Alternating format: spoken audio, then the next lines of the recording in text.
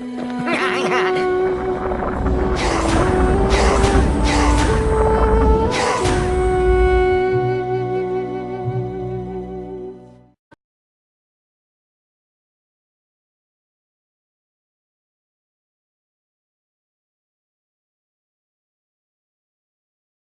dan rekan saya, kami perwakilan dari kelompok 1 akan menjelaskan tentang sistem pencernaan, terutama di bagian rongga mulut.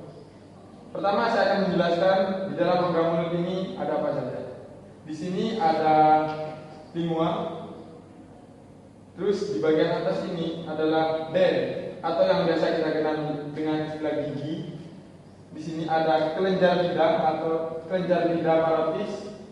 Di sini ada kelenjar lidah submandibularis dan di sini ada kelenjar ludah sublingualis. Dan ini adalah esofagus. Baiklah, kemudian teman saya akan menjelaskan mekanisme cara kerja rongga mulut.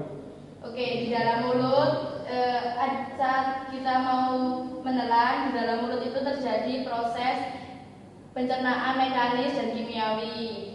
Proses mekanisnya itu dibantu oleh lidah dan gigi. Terus kalau proses pencernaan kimiawinya dibantu oleh enzim petialin, yaitu mengubah amilum menjadi maltosa. Kemudian setelah terjadi proses pencernaan dalam rongga gigi, di dalam rongga mulut, makanan didorong oleh lidah menuju ke bagian belakang tenggorokan, kemudian diarahkan ke esofagus untuk dibawa ke lambung oleh esofagus. Di sini terdapat sebuah katup yang disebut katup epiglottis. Ketika lidah mendorong makanan ke arah esofagus, katup tersebut akan menutup saluran pernapasan yang ada di depannya supaya makanan tidak masuk ke dalam saluran pernapasan. Sehingga makanannya masuk ke saluran pencernaan, dan selanjutnya akan dijelaskan. Dan setelah makanan berada di esofagus, makanan akan dibawa ke lambung dengan gerakan peristaltik. Organ yang hubung-hubungan antara rongga mulut dengan esofagus atau yang biasa kita sebut dengan tenggorokan. Nah, di dalam paru ini sendiri terdapat suatu tonsil yang biasa kita sebut dengan amandel, di mana amandel itu merupakan kumpulan dari kelenjar limfa yang mengandung banyak sekali limfosit yang sangat bermanfaat untuk membunuh bakteri atau mempertahankan tubuh kita dari infeksi yang bisa masuk ke dalam tubuh. Di dalam tubuh tersebut mengandung banyak sekali limfosit yang dapat mempertahankan tubuh kita dari infeksi. Selain itu juga dapat menyaring makanan-makanan yang paling mungkin terdapat bakteri dan kuman-kuman mikroorganisme yang masuk ke dalam tubuh melalui saluran pencernaan. Setelah dari faring, makanan atau bolus menuju ke esofagus yang biasa kita sebut dengan trachea. Esofagus sendiri setelah makanan dari faring selanjutnya menuju pada esofagus, di mana esofagus sendiri merupakan saluran yang menghubungkan antara faring dengan lambung. Bolus menuju ke faring, di mana faring itu sendiri merupakan organ yang menghubungkan antara sendiri memiliki panjang sekitar 9 sampai 25 cm. Di mana di dalam esofagus di sini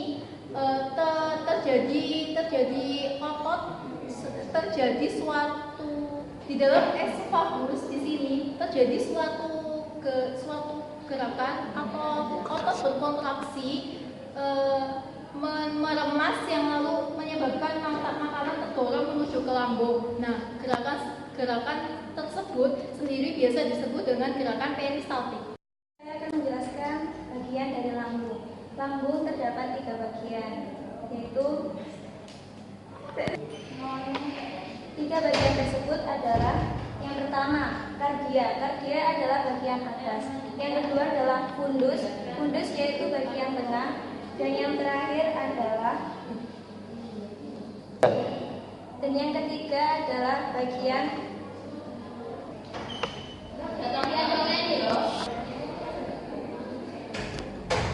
yang ketiga yaitu pilorus. Pilorus adalah pada lambung terdapat 3 bagian, yaitu yang pertama kardia. Kardia adalah lambung bagian atas. Yang kedua adalah fundus. Fundus adalah bagian tengah.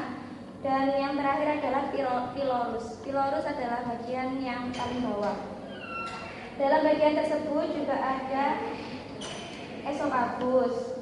Di sini fundus ventriculi, serosa, chorus, ruang mucosa, musculus longitudinalis, musculus circular, musculus obliquus, curvatura major grastis, antum piloricum. 3. Di sini canalis piloricum, di sini sphincter piloricus, dan yang terakhir duodeni.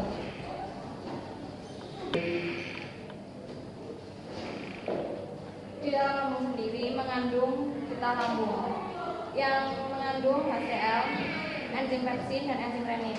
HCl sendiri adalah zat kimia yang berperan membunuh kuman yang masuk ke dalam lambung dan juga membantu kinerja dari enzim pepsin. Enzim pepsin berfungsi untuk mengubah pepsinogen menjadi.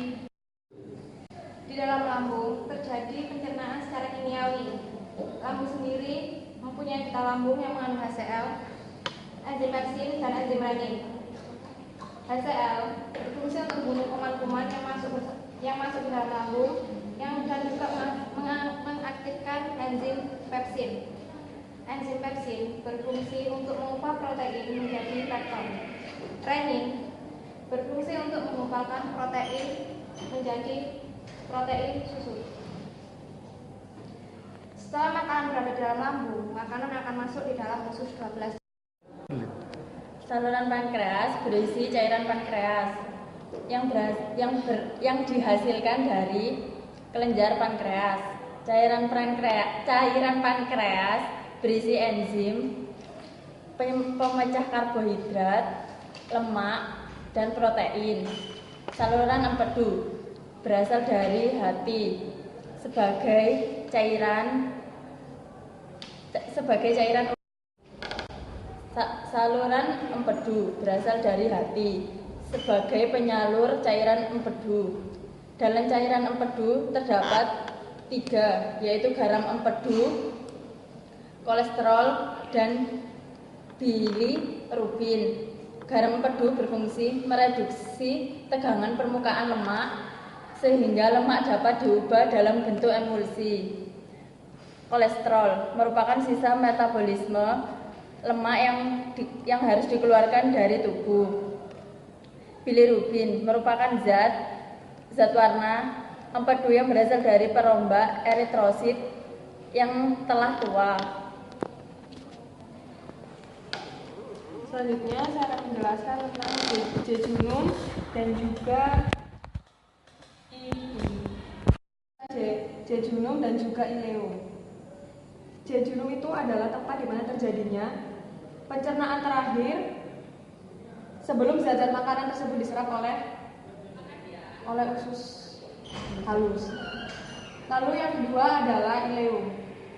Dalam ileum ini terdapat banyak sekali lipatan, dan lipatan ini berfungsi sebagai perluasan permukaan sehingga proses penyerapan makanan di dalam tubuh menjadi lebih sempurna. Lalu glukosa, vitamin, asam amino, dan juga mineral diserap oleh villi usus, kemudian dibawa ke seluruh tubuh melalui pembuluh darah.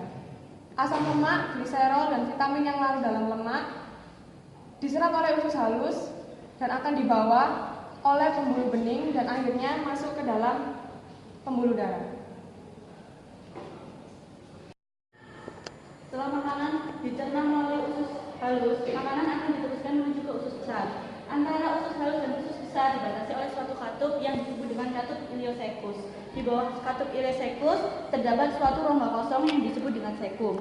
Dan di bawah sekum terdapat suatu tabung buntu yang disebut dengan appendix vermiform atau usus buntu atau umbai cacing yang tidak memiliki fungsi khusus. Lalu kita masuk ke bagian usus besar. Usus besar atau kolon mempunyai 3 bagian, yaitu ascendant, transversum, dan descendant. Kolon ascendant yaitu makanan diproses dalam usus halus akan diteruskan menuju usus besar. Antara usus halus dan usus besar terdapat suatu penyekat yang disebut dengan katup ileocekus. Di bawah katup ileocekus terdapat rongga kosong yang disebut dengan sekum, dan di bawah sekum terdapat tabung buntu yang disebut dengan appendix vermiform atau orang awam menyebutnya sebagai usus buntu atau umbai cacing yang tidak memiliki fungsi khusus. Lalu kita memasuki pada bagian usus besar atau kolon. Usus besar atau kolon dibagi menjadi 3, yaitu kolon ascendant, kolon transversum, dan kolon descendant. Kolon ascendant yaitu merentang dari sekum ke tepi bawah hati, lalu membelok horizontal ke arah kolon transversum. Kolon transversum melintang abdomen, tepatnya di bawah lambung dan hati. Setelah itu membelok ke bawah menuju ke kolon descendant, yaitu kolon yang arahnya menuju ke bawah dan membentuk S, setelah itu bermuara ke rektum. Dan fungsi usus besar sendiri yaitu hanya untuk mengabsorpsi air sebanyak 80 hingga 90%. Usus besar sendiri tidak memproduksi suatu hormon maupun kelenjar pencernaan seperti organ-organ lainnya. Di dalam usus besar hanya memproduksi suatu mukus, dan hasil sekresi dari usus besar ini terbentuk menjadi feses. Dan proses dari mulut hingga usus besar biasanya terjadi 2-5 hari. Yang 2-6 jamnya di lambung, sedangkan 6-8 jamnya di usus halus. Setelah itu sisanya berada di usus besar. Seperti itu. Terima kasih. Selanjutnya rektum. Rektum adalah bagian saluran pencernaan dengan panjang 12 sampai 13 cm. Rektum berakhir pada saluran anal dan membuka ke eksterior di anus. Ya, rektum juga langsung berhubungan pada pembuangan. Mukosa saluran anal tersusun dari kolumna rektal atau anal, yaitu lipatan-lipatan ventrikal yang masing-masing berisi arteri dan vena.